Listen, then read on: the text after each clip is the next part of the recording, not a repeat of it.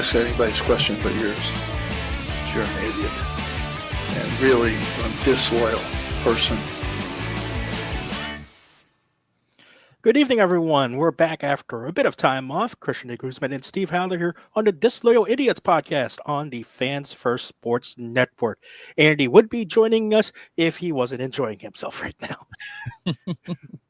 Well, he had to do something after watching that mess at Barclays yesterday, so I'm sure there's more to come on that later. I don't know if we want to hit vegetables first or how we want to hit this. We might as well get to that later because I know that's what a lot of people are complaining about. But we haven't recorded for 2 weeks just due to life stuff and things like that. And a lot has happened in those 2 weeks. First of all, we didn't even discuss the last time we discussed we're discussing on this podcast. We didn't know where Syracuse would be playing its bowl game. Oh, wow. Yeah. Yeah. This is what happens when life gets in the way. Indeed. And yeah. we're within 6 days of said bowl game. Very much so. By the time you listen to this, it'll be 4, or if you're watching on a live stream, 5, essentially.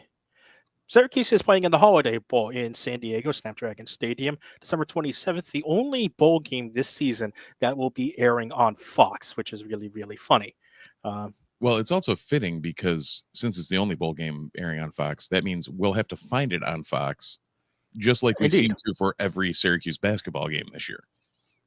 Like, where is it playing? What are we on? Who is it? So, which is again also really funny for those in Central New York, where Fox is slightly harder to find than the other mainstream cable stations. Yep. Fun all around. But that will be the Holiday Bowl. I know it's probably a moot point now, but like the first initial reactions when Syracuse was announced for the Holiday Bowl was, why is this not a Florida Bowl? Since it seemed like Syracuse could either, if it wasn't for Miami being Miami, Syracuse was likely going to get maybe a Pop-Tarts or most likely a Gator Bowl selection. Instead, Miami takes the Pop-Tarts Bowl and the Gator Bowl selection goes to Duke. I know that was a lot of the initial discussion, first off, of the bowl selection for Syracuse, that it was disappointment initially that it was the Holiday Bowl and Washington State and not the Gator Bowl. And I forget who Duke's opponent is in that Gator Bowl, but the Gator Bowl. So I still can't believe we live in a world where the Pop-Tarts Bowl is more prestigious than the Gator Bowl. So what are you talking about? The Pop-Tarts are clearly the superior thing to Gators. Point. However, like I don't know, in my brain I hear Gator Bowl and I'm like, oh yeah, that's like, absolute top tier. Well, you also got to remember tier 3 at this point almost. Well, you got to remember, I believe, because bowl affiliations and sponsors change all the time, I believe Pop-Tarts Bowl is what the Camping World Bowl was for Syracuse in 2018. Right. So yeah, I'm just thinking, we're hitting the Steve is old already. 3 minutes in? Yeah. Of like back in classic bowl days when the Gator Bowl was considered. It was one of the few bowls there still was. So definitely a different feel to it. Definitely. Either way, we're discussing a bunch of bowls that Syracuse isn't playing in. Holiday Bowl, San Diego. I tried to get out there, realized that plane tickets on Christmas week to Southern California are not cheap. And as a member of the media who was trying to look to get out there as well, I realized the same thing. So I was like, I don't think anybody else from Noons is going out, so maybe I can grab grab a press pass to get in free. And then my buddy was going to work a hotel room for me, and I'm like, okay, this is great. Oh God, no, I'm not paying $1,000 to get out to this game. Yeah, exactly. I don't think Kevin's paying us either that money to get out to San Diego. The Noons, although we'd love it at some point, Kevin, if you're listening. Yep. Whenever Cuse plays on an aircraft carrier in San Diego again, can we find a way out there? Maybe he'll fund tickets to Dallas or Atlanta in the next football season, which, as you know, we'll talk a lot about schedule in the coming months because that's just very on brand for the site and the podcast. So either way, Cuse will be playing against the artist formerly known as Washington State in the Holiday Bowl. The husk that is known as Yeah. Washington State right now. So if anyone hasn't seen or heard, the Cougars have officially lost their head coach to Wake Forest, their quarterback to the transfer portal, their leading tackler to the transfer portal, and I believe 13 other players, maybe more at this point. It was up to 20, I believe. For Oh 20. boy, It's something. It was something. It was close to 22, I believe. Yeah. So think about Yeah. Syracuse last year, and that's basically what we're going to be playing against Yeah. come Friday. I mean, we're already to the point where Marshall had already opted out of its bowl game because they had not only their head coach leave, but also 25 of their players in the transfer portal. So Marshall had already opted out. Washington State, they looked like they were heading down the same path, but both Washington State's AD and the Holiday Bowl representatives had come out saying they're still reaffirming their commitment to the game. There are some players, not the big names, but there are some players who have entered the transfer portal who are going to play in the bowl game, and that's Okay. actually the same on Syracuse's side as well, because I believe Anwar Sparrow is entered the transfer portal, but he is playing in the bowl game, if I recall correctly from his tweet. Or Gotcha. something of that nature. And I believe some Washington State players are doing that as well. Because you also have to remember with the transfer portal right now in its business, a college player can only put their name into the transfer portal up until December 28th. Right. No one else can enter the transfer portal unless you're in a CFP bowl or if your head coach leaves. Yep. Which And your Washington next State option, that's right now. the next option after that is until April. So if you want to get in as a January transfer and enroll early for spring ball, this is your window from now until next Saturday. And this is the reason why the windows exist, is because college coaches were pushing for a window to exist so that players who could enter the portal in this time would be eligible to enroll in classes for spring ball and stuff like that. Yeah, and we're slightly working our way out of. I know I've talked about it a couple of times on the pod, but we're kind of working our way through the Wild West on this. The 2 years ago was stupid insane. Last year was slightly less insane. This year, it almost seems like we understand things a little bit more, and the players also understand things a little bit more.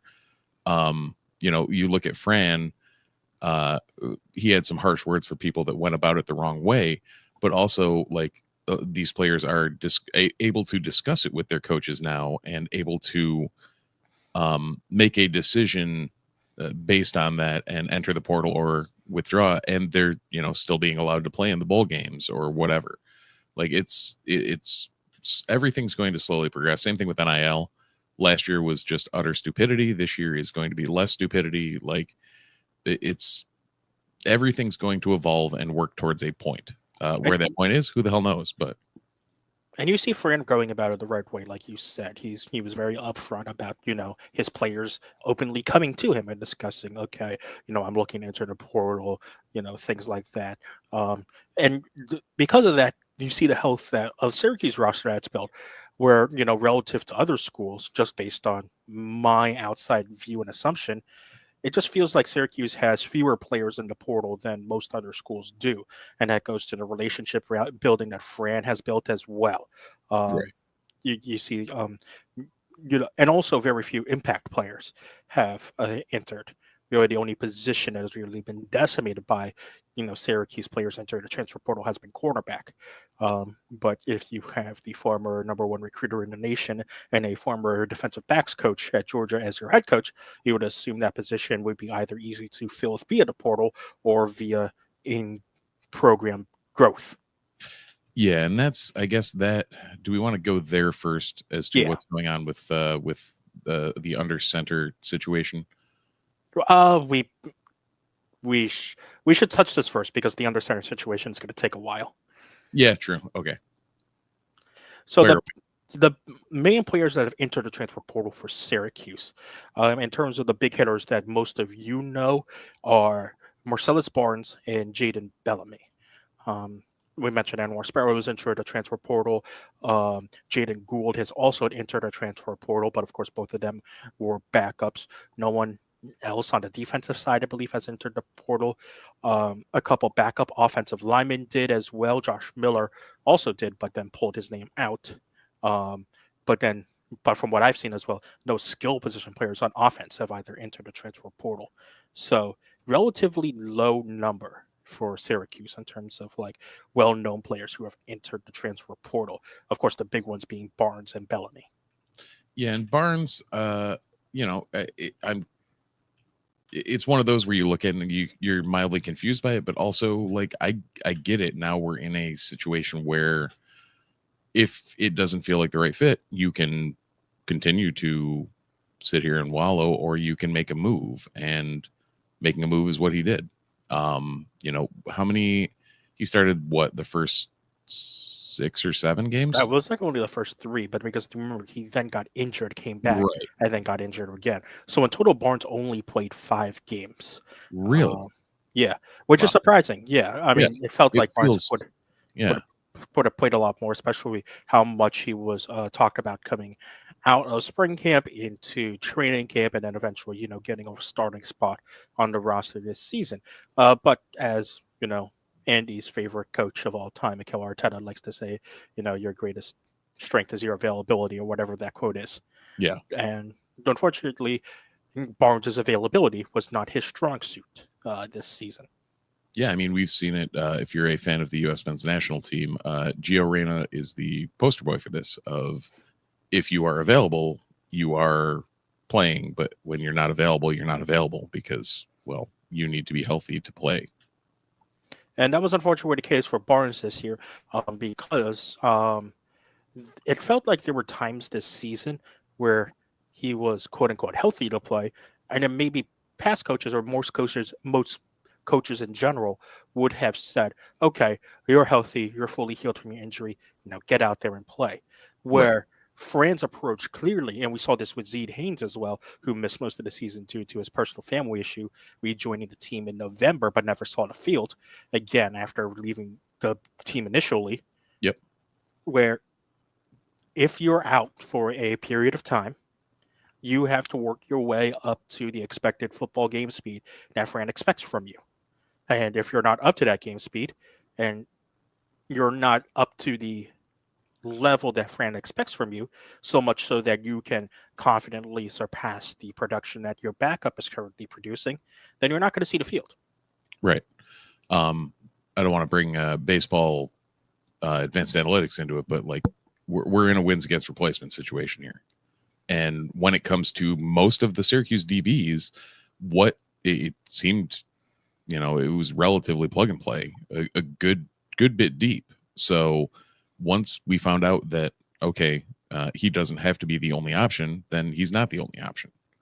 And I think that's where Fran is. And I think that's also partly the culture he's looking to develop of, next man up, but next man up if you can play. Exactly. And you saw that with a player like Davian Kerr, who took his opportunity and ran with it. You still have a highly sought after, a highly touted guy in the back room as well, and Ibn McDaniels, who the coaching staff love. Of course, you bring in Davian's twin, Davion, into the fold as well in that back room. How often are we going to confuse that? Yes. Yep. Yeah. And it's going to be really funny when Davion wears 26 and Davian's wearing 25 right now. Oh God, this is an announcer's nightmare. Indeed. It can only get fun from there. Let's put it that way. But it goes to show you that Fran. How many times have we criticized depth as a Syracuse issue for the past decade? Exactly. Yeah. And we're now at a spot where we're at a spot again where actually, relatively speaking this year, Syracuse didn't have that many injuries this year, relatively speaking. And one, you got to give a lot of shout out. You got to give a huge shout out to Chad Smith and his strength and conditioning staff. Yeah. That Fran hired and brought on. But also at the same time, you got to give a good shout out to the people that when people were injured, we weren't seeing and we weren't talking too much about, hey, it is a glaring it's a glaring hole that this guy is injured. Yeah, and that's something we had gotten used to for years of somebody big or multiple people that are big are going to go down. And the fact that we, didn't consistently have 3 of the starting 5 offensive line injured that was great. And Like, then look on the other side. You had Martel Wax go down for 6 weeks. yep. He comes back and plays immediately. He comes back and plays immediately. But at the same time, you saw Syracuse adjust depth wise, Yeah. to You move Barron down to linebacker, move Grant back to safety, and start the cornerback train that we saw from Syracuse. Now at the same time, we did lose both of our starting defensive tackles for the year. Now, I believe both of those were like cruciate injuries or something that wasn't a like repetitive use Yeah, type thing. I do not think they were wear and tear injuries. Right. So you take it for what it's worth. It is what it is. And we did have some season ending injuries, but also, we did find some folks that could step up and play. So And how important? And again, how important has that been? Because we've seen defensive line injuries before as well, and it just hasn't looked pretty when you see the backup go in. right. And in this case, it was like situation normal. Yeah. Like, okay, yeah, the first week or two that they were in, it's like, okay, this is a little shaky. And they developed into the role, which is what we need to start seeing. And if we can start moving in that direction, that's perfect. Yeah. And how many times has Syracuse, just in general, holistically, had a consistently good player development program? You usually see some players shoot up the depth chart, but it's not consistent throughout the entire depth chart. Right. You're looking for in NCAA 25 type progression where, everybody's moving in the right direction and, you have some people that jump, you have some, but everybody's in a positive development standpoint over the off season. You don't see too many regressions. Which I believe over the years we've seen a number of regressions as the seasons have worn on. Thankfully, it seems like with Fran that won't be an issue. Knock on wood, we'll see more in the spring, but he doesn't seem like someone who's going to stand for regressions. And I don't think he'll stand for regression when it comes to his signal caller, because as much as we've talked to Fran, it's been very clear. He said it in one of his press conferences as well that whoever is the QB1 of the team is essentially second in command, the right hand man to the coach. We saw that this year with Kyle McCord, and the whole talk with McCord last season was great. He's proven himself at Ohio State. Take the Michigan game out of it, but he's proven himself at Ohio State. Now he's coming to Syracuse, and people should expect a lot of good things out of McCord. And yeah, you did. You did get that. FBS leader in passing yards, single season record holder for Syracuse in passing yards, nearly 30 touchdowns. It was a great year, but it was always going to be a 1-year rental, or so we thought. Well, yeah, and so I still think I'm not holding my breath on it, Me but too. Yeah. For anyone again who didn't see the news, the aforementioned Kyle McCord is looking to renew the talks of a waiver that was requested last spring, I believe. I believe so. Yes. For him to be granted a 5th year. So right now, what was it? His sophomore year, he ended up playing 5, something like that. But there was one year where he came in for a 5th game.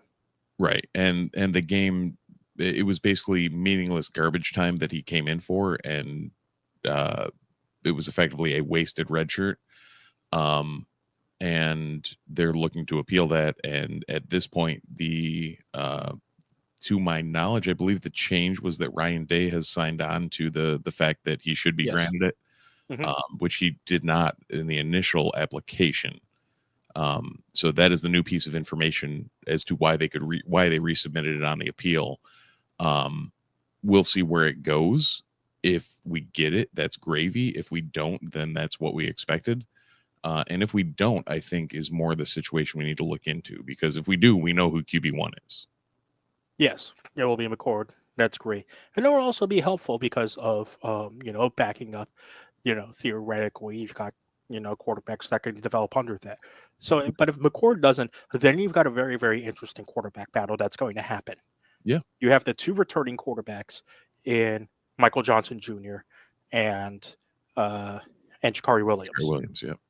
Carlos Del Rio Wilson into the transfer portal again. So he's not coming back for the Orange. Also, for posterity's sake, Braden Davis, who was the quarterback transfer from Yes. South Carolina that moved to wideout, is also back in the transfer portal. And again, yes, exactly the same thing. You have two quarterbacks who came in during this recruiting class, in New York's Rich Beeline and Texas's Luke Carney. Yep. Luke Carney. You don't expect either of them to be in contention for the starter spot, so essentially we take those names out of the equation. Both look like solid prospects, but don't look like prospects that are going to step in day one. And then the third name, after much hoopla, which I do not want to get into because that's just such a stupid discussion. Really Ricky Collins is coming to the Orange. Yes, he hasn't posted it on his social media pages yet, but there are multiple reports out there that say he is coming to the Orange. Yeah, and he wasn't, and now he is from enough reputable sources that I feel like we feel comfortable rolling with it. Exactly. Collins was LSU's third string last year. I honestly couldn't tell you. Got in, I think he played the last 2 years. He's got 2 remaining, right? He's got 3 remaining. Yep. Yeah, he has 3 remaining because he's only played in 4 total games in his 2 years at LSU. He played, I believe, 1 for his first year. Yep. And only got into 3 this past season for LSU. So his standout stat, though, is he is officially 7 for 7 passing on his career. Indeed. Never had an incomplete pass thrown. And Syracuse likes quarterbacks who can complete passes. Yeah, especially this offensive system. Well, I was going to say Syracuse as of the last 365 days or so. Yes, indeed. Prior to that, we didn't really care if you completed a pass. You didn't need to be able to throw the ball to play quarterback, apparently. It'll be interesting to see if Jackson Nixon continues that, because yes, it's a pro style offense, but that very much led into the strengths of Kyle McCord. Well, at the same time, I believe, to my knowledge, Jakari Williams and what we've seen of Collins are both considered pocket passers. To my knowledge, I think they're all duals. This is where it gets a little bit tricky. Yes, right. I'm a little less certain on Williams, but my mind leads me towards a dual threat. And same with Collins, because he does have, while limited rushing attempts, significant rushing attempts in terms of his limits at LSU when he was there. And I believe he was also a dual who was an Elite 11 finalist back in his high school days. I wish there was a 24/7, like, for some reason they used to do this. Well, they used to have, like, you can still filter the quarterbacks by dual threat or pocket passer, but they don't have it on the recruiting page, which is annoying as all hell. I believe he was a dual. I remember reading it as he was a dual. He's got the rushing stats at LSU to back up that as well. For Collins. Yep. Yes. So, but again, he could be. You don't necessarily. It's rare. I will give them that, but it's you don't have to be a dual threat quarterback and not be the dual threat quarterbacks that we've seen Syracuse have in the past couple of seasons. Yeah, so the scouting on Jakari Williams should be viewed as a plus athlete at the quarterback position with higher ceiling that can win games at the P5 level. So, yeah. Not much there. He's shown that he can stand in the pocket and go through his progressions. I think it's... I'd say he's probably closer to a true pocket passer than the alternative. Like, he's going to be a pass-first quarterback. I always go to my beloved Josh Allen, where he is a passing quarterback that happens to be able to run the ball. None of the people we mentioned are Josh Allen in any way, shape, or form. No, really. I don't know. Tell me more. I don't. After watching this season, I don't know if there is another human that can be Josh Allen, but not unless Lamar wanted to, catch more passes as well. Right, put on another 40 pounds and just Yep. There's a reason why those two are battling for the MVP. Let's just put it that way. Right. Exactly. This is going to be interesting Syracuse-wise because let's assume McCord doesn't get his waiver. Um, I, based on Steve's feeling, I would put my feeling as there. It's probably 90-10 that McCord's not getting his waiver. So where does Syracuse go from there? It's pretty clear that Fran's going to call for a quarterback battle, and I think that's what's going to happen because they're out of those three that you assume are going to be the quarterback starters: Michael Johnson Jr., Ricky Collins, Jakari Williams. There's not really one that that really has the forefront right now, especially because yes, Michael Johnson Jr. might be a sixth-year senior, Right. but he hasn't played quarterback in college for all of those years. It was I think it's maybe been one more or likely two. 50-50. Yeah. And I believe, based on just a conversation I remember recalling having with him, this past season might have been one of his first years, like fully in the quarterback room. Oh, okay. Yeah, and that's I could be very wrong on that, but he did split significant time both at Penn State and at FIU Right. between positions. Now, I guess, I mean, hypothetically, you move him back out to wideout if we don't have too much coming in. You know, you lose. I mean, right now, split out, we've lost Gadsden. We've lost who else? Pena announced he's coming back. Yeah. I'm not sure. Meeks. I'm not sure if Meeks has an extra year or not. I'm leaning Don't believe towards so. no. Yeah. So you don't have Meeks, so but you do have Pena. You do have Pena. Right. So two of your top big targets. And you don't. And you got to remember, you also have Haynes. Right. Who will have the off season to get back into shape. Yeah. So it's there's more to that room. Yeah, well, you forget there's a lot of good players in that room because you don't just have those guys. You have Daryl Gill, who's also coming back. You have Emmanuel Ross, who's also coming back. You've got. I still want to find the receipts that I have on Gill on the pod, like when we were talking about him as a recruit, and I'm like, this kid's gonna be good. And he turned out that way this year, and that's very good. And it looks like he'll, slot in very nicely. I'm not sure about Hatcher's availability. He might be fully done. I believe could be wrong. But of course, didn't play the final couple games of the year because of the injury against, I believe it was UConn, that he suffered.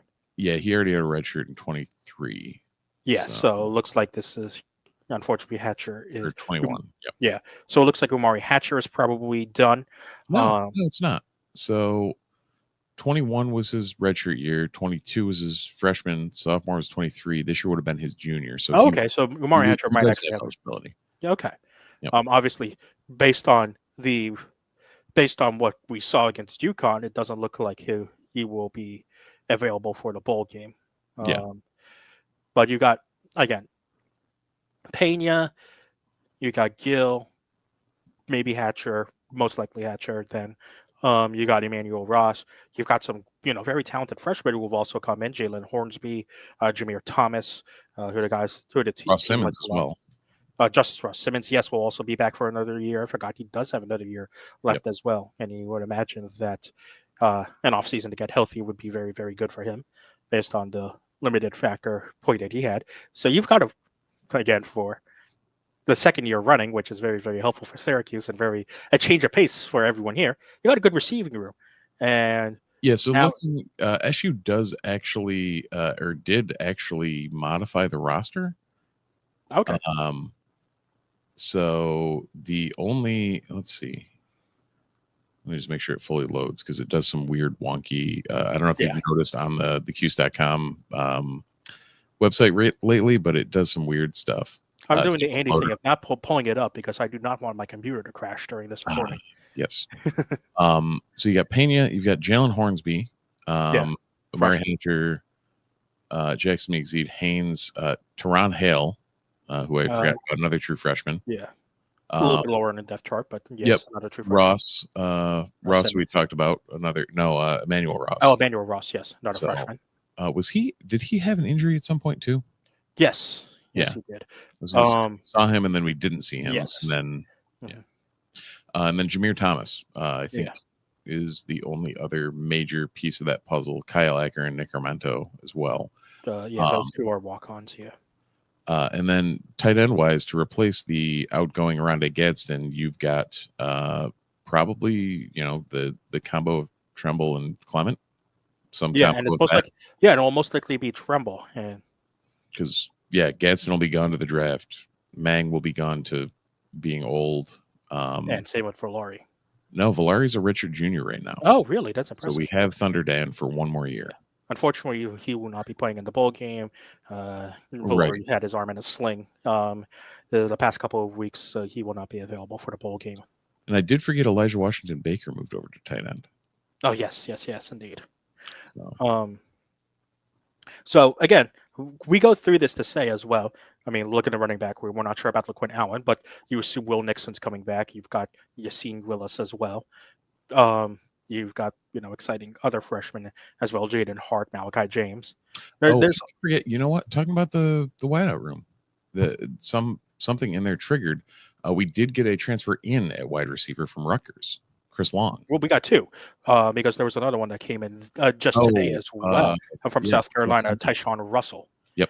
Who just committed today as well. You remember in podcasts past, we would dedicate entire segments to people transferring in or recruits committing to Syracuse? Yeah, because there was like one of them happening.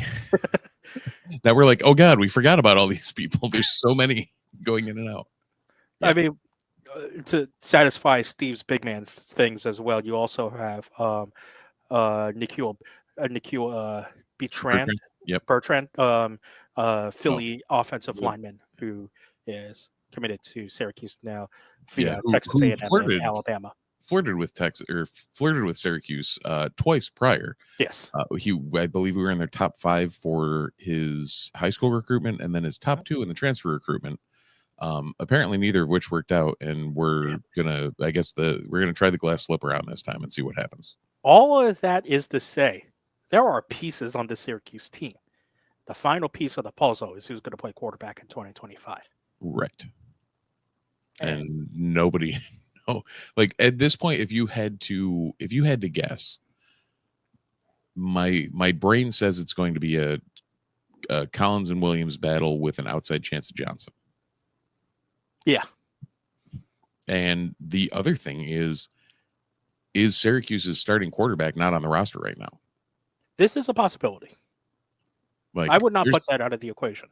There's plenty of bowl games to finish between now and the 28th where a starter or somebody else can pop into the portal, or even after that, not only that, you have the CFP teams as well.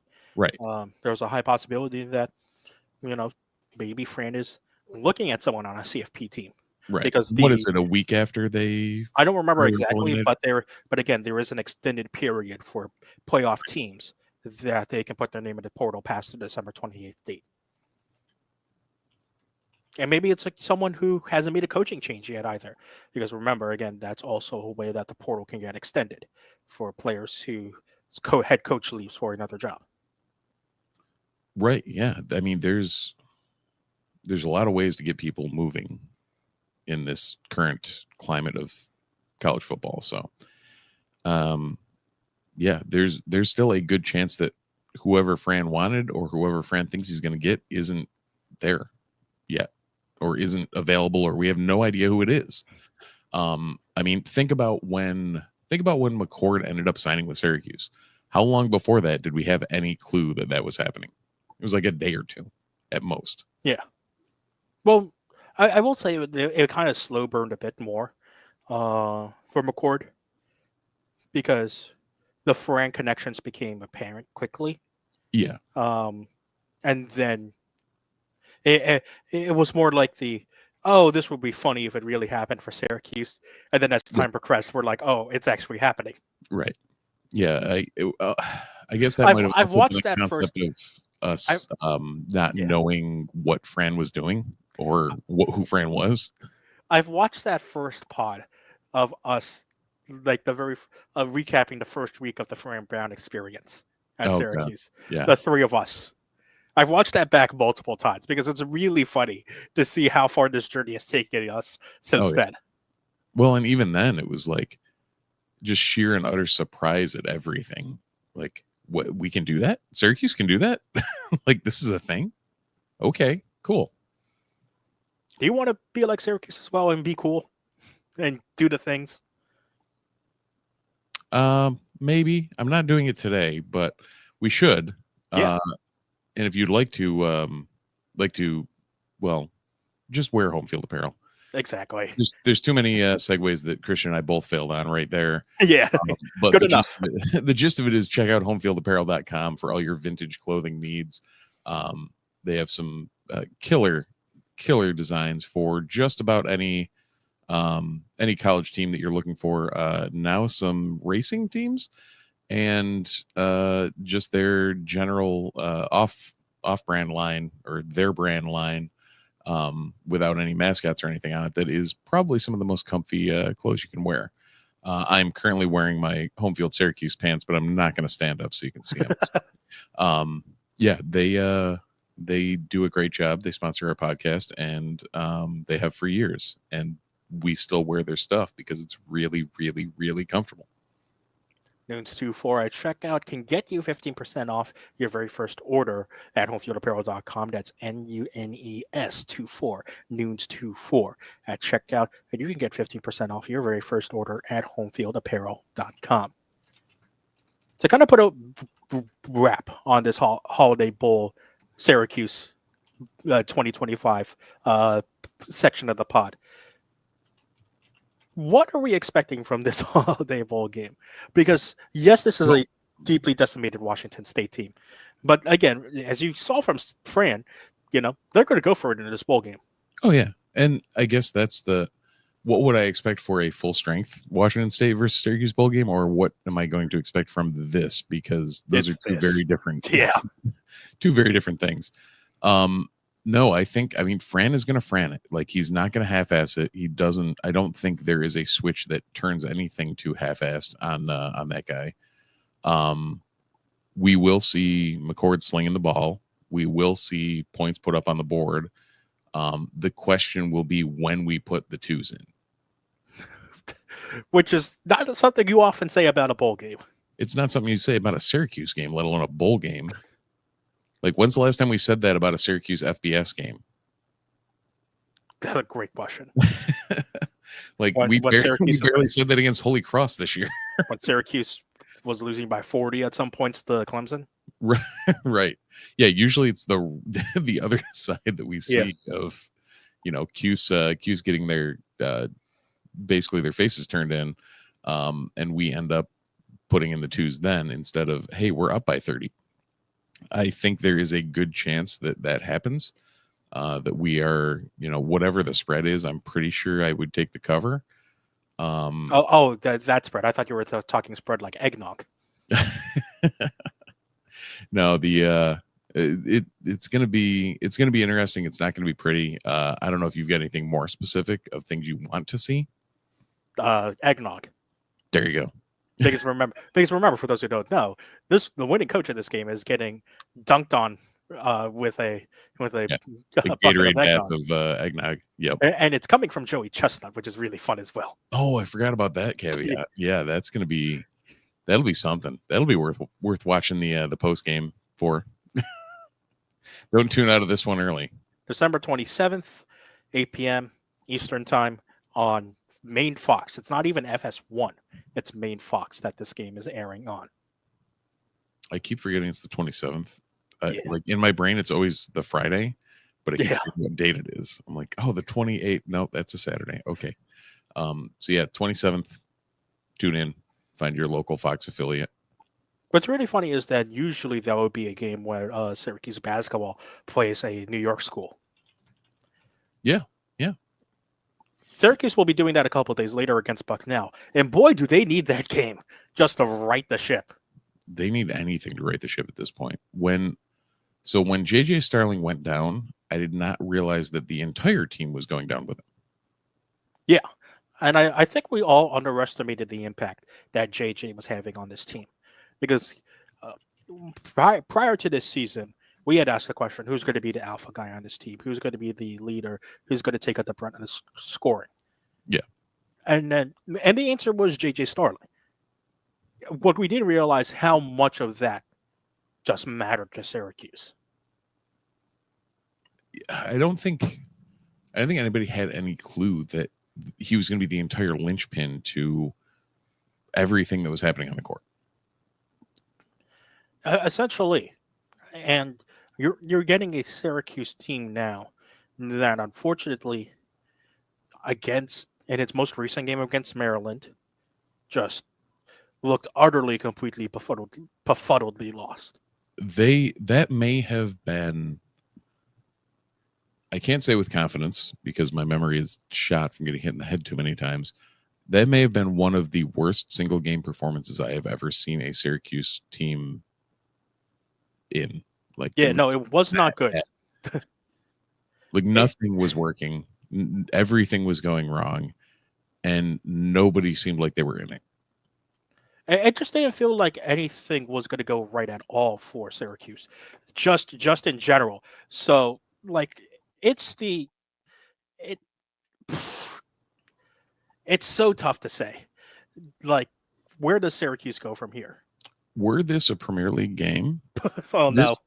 This would be the 4-0, like, Burnley taking it to Chelsea when Chelsea's manager completely lost the locker room. This is true. Is Syracuse Man City right now?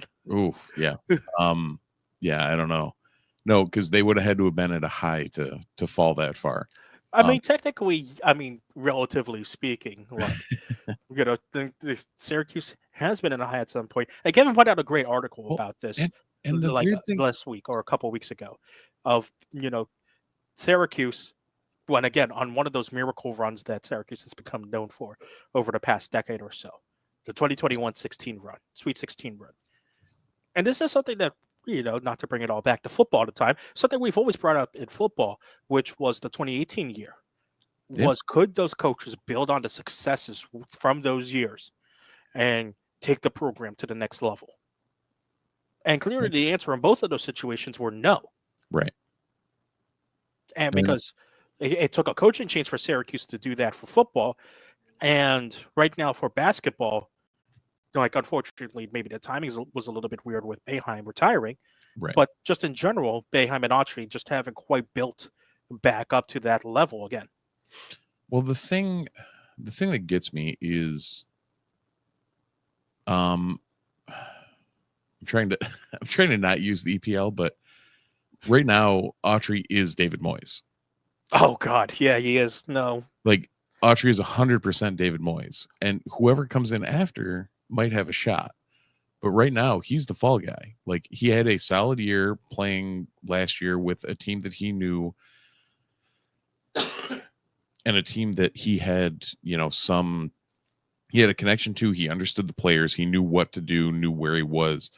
This is the first year he's got his own team, and he's kind of, I don't want to say lost in the shuffle, but, like, there's no adjustments. There's no change. Like, was there pregame planning for Maryland? Because if there was, I didn't see anything.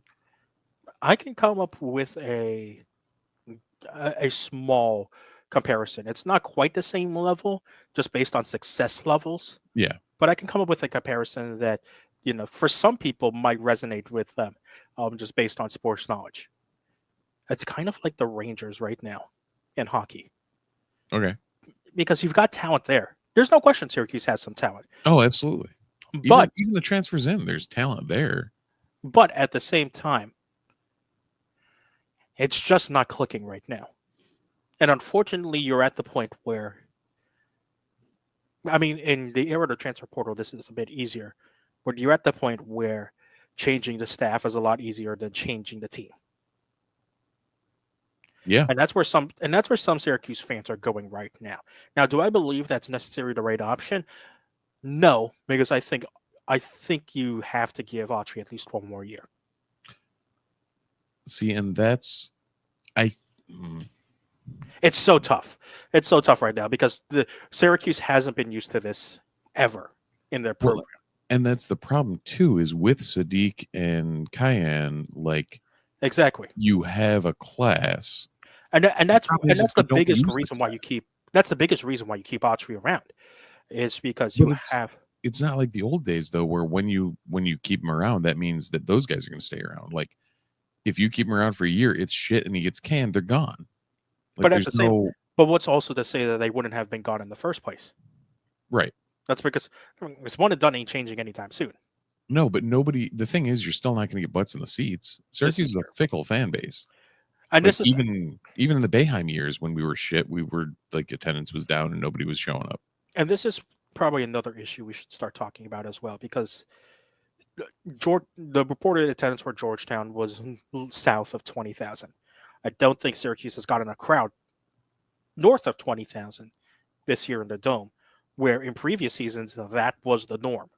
Right. Like even for your New York in-state games or your whatever, lower level D1 games, the Yeah. norm in Syracuse was at the bare minimum you're getting 20,000 butts in the seat at the Dome, and you're now getting clearly less than that.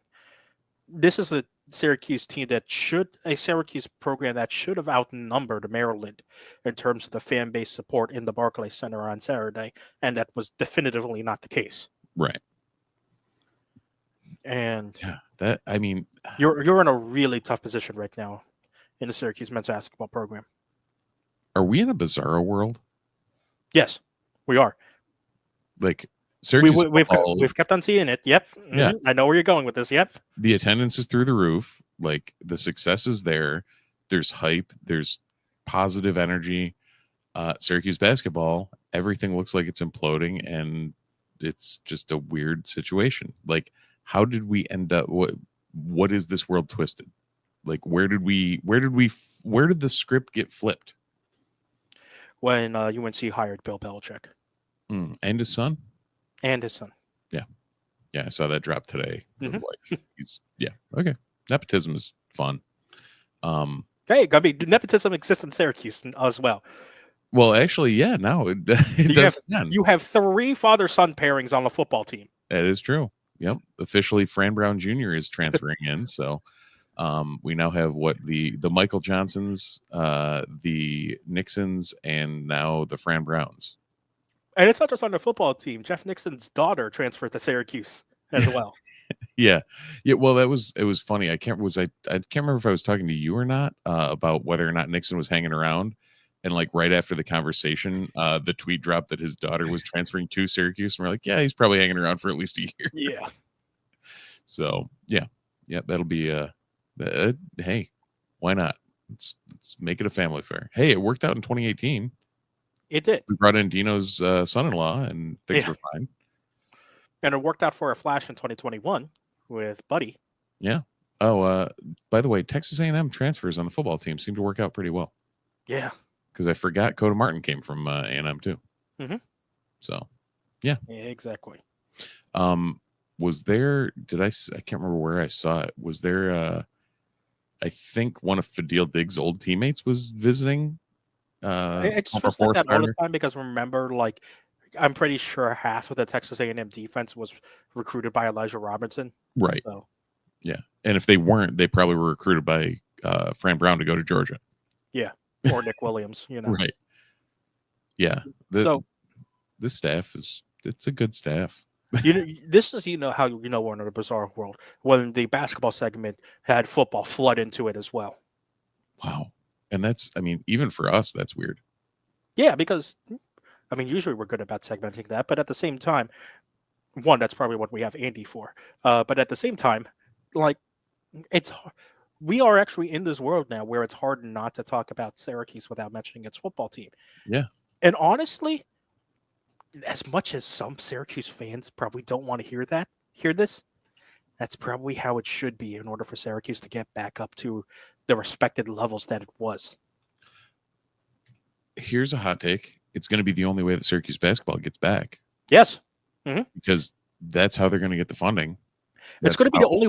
It's going to be the only way Syracuse as an athletic institution Yeah. gets back, because every single athletic institution, if you want to play with the big guns, you have to have football become profitable. And that's Yeah. the big thing. Football has to become profitable, because, like, look at Alabama. Alabama was Alabama's great under Saban, became a powerhouse in the early 2000s to the 2010s. What did that translate into? Look at their basketball team now. Yeah. A lot of people credit Alabama's basketball team being good now to the strength of the football program at Alabama. Right. Yeah. I mean, it allows you to have the extra capital to send into those other sports too. I mean, they're not as much the Olympic sports. I mean, it would definitely benefit the Olympic sports as much or as well, but like the ability to augment a program that needs to reach the levels that Syracuse basketball did can't do it on its own merits anymore. And Especially honestly, if you're doing what you are. and when you just take a look at a holistic view at Syracuse, just in general, pretty much almost every single, like, program at Syracuse is, like, downward trending right now, from just even 10 years ago. Yeah. Like 10 years ago, a lot of these programs were in great spots. Field hockey and cross country with national championships, perennial top spots in the NCAA tournament. Same with both lacrosse programs. Um, like you have you know it's the basketball was in a relatively decent spot for both programs, but now, like, most sports on Syracuse are have been trending downward. Like the only upward trending one that I can remember right now was volleyball, and maybe to a lesser extent field hockey. But at the same time, like, especially for volleyball, there was nowhere to go but up. Yeah. Yeah. So I mean, you makes have sense. you have this needs to be the spot where Syracuse. Unfortunately, yeah. Again, how does basketball get better? They get the money from football in order to support the players that they want to get. Because as much as you might like to think, Syracuse is bringing in a good, freshman class, and they have. Donnie Freeman's been playing well. Elijah Moore is starting to settle in more as well. Yeah. But, like, those two have been playing very good, and probably have been Syracuse's best players since Starling went out with injury. And that's the real kicker is if Starling was only out 1 to 2 weeks, this would be perfect. Yeah. Because it's kind of blooded those guys and let them move to the 4. But because I believe currently he's not scheduled back till February. January was being hopeful. The reports, I believe, were 4 to 6 weeks. Yeah. But, like, at least in Brooklyn this time around, the cast and the protective gear that JG has been wearing has looked smaller. So that Right. is at least a positive sign that his recovery is going in the right direction. But either way, it's like, is Starling coming back going to be too little too late? Because And it probably will be, unfortunately, for Syracuse. Yeah. But to my point, you have Freeman and you have Moore doing very, very well. Yeah. And yes, maybe that's because Starling is out. So, Syracuse has to find other ways to score. And maybe it's Freeman and Moore right now in their best ways. But then when you look just outside of the roster building, and Lampkin's been hot and cold. Whether that's been injury related or not, I'm not sure we'll know. But certainly a back injury doesn't help. Right. But when Lampkin's on, he's on. Jaquan Carlos has not been up to what he's advertised. And while Lucas Taylor and Jair Davis are nice ads, they are just that. Nice ads and definitive role players who aren't going to be guys who can fully take over and help. It's very much when we added Jimmy. Yes. Who would have been a perfect bench complement, but should not have been the guy. And now we're in the place where, like, I say that I feel like both of those guys are more talented than what Jimmy was, but I also feel like if we want to be the caliber team we are, we should have somebody in front of them. Exactly. And that's the key. I mean, technically you do, but at the same time, like, um, what would have been better suited for Syracuse, getting Taylor and Davis, or looking for someone else who could be that caliber of guy Yeah. to be the starter? Because really, you could don't the way you cut it or not, you can't be Dabble Sweeney in 2023 and this day and age of college athletics. Right. You have to bring in transfers. And To Dabo Swinney is now looking at yes, the portal. So he has reportedly brought in 2 portal players. that's 2 which more than he is ever has. So exactly, which is so you have to go portaling, and you have to help your roster portal by going to the portal. Yep. And Syracuse was looking for. I found some, a pretty good player in Lampkin, but probably needed someone else to also slot in and be a more solid starter than like what a Carlos is right now, unfortunately. yeah, and Carlos has moments. I mean, Yeah. he had a stretch where it was like they were the wrong moments, but he's kind of turned the corner on that a little.